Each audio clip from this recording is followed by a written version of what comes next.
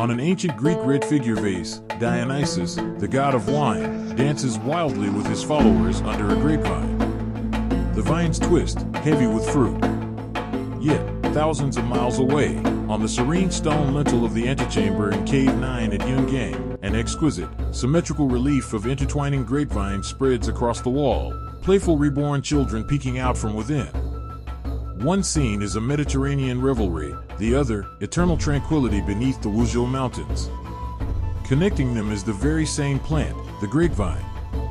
This is no coincidence. How did this plant, full of exotic vitality, travel thousands of miles, transforming from the scepter of a wine god into a decoration in the Buddha's sanctuary?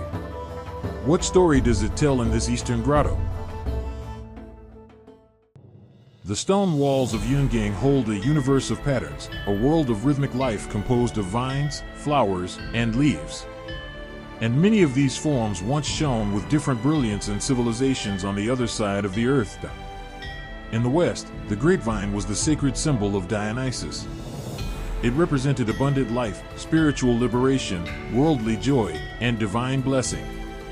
It was a direct celebration of life's vitality.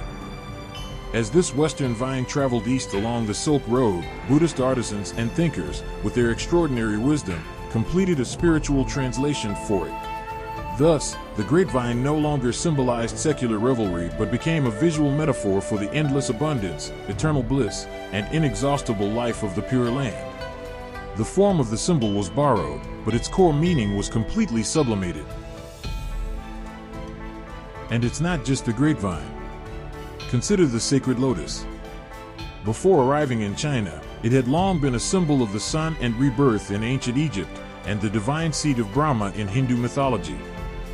The Yungang artisans embraced this cross-civilizational consensus on sacred purity and elevated the lotus to its zenith, making it the perfect embodiment of the Buddha's enlightenment and the Pure Land itself.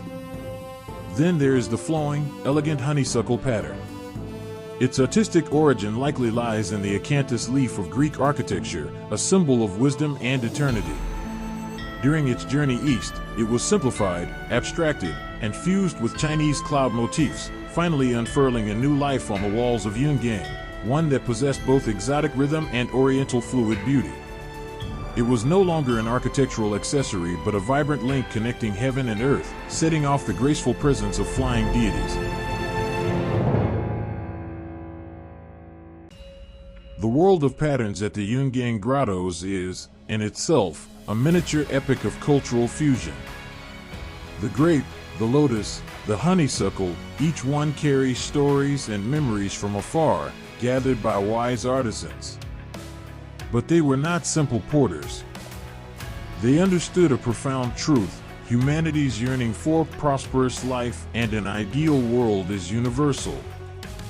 Whether it was the Greek celebration of worldly pleasure, the Egyptian desire for rebirth and eternity, or the Indian pursuit of purity and the sacred, all found their ultimate resonance and sublimation in the Buddhist concept of the Pure Land. These patterns, after their long journey, fulfilled their ultimate purpose at Yungang.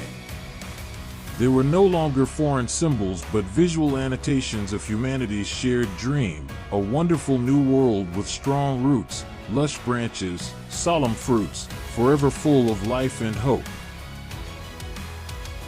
This is the never-ending Eastern revelry, etched in stone.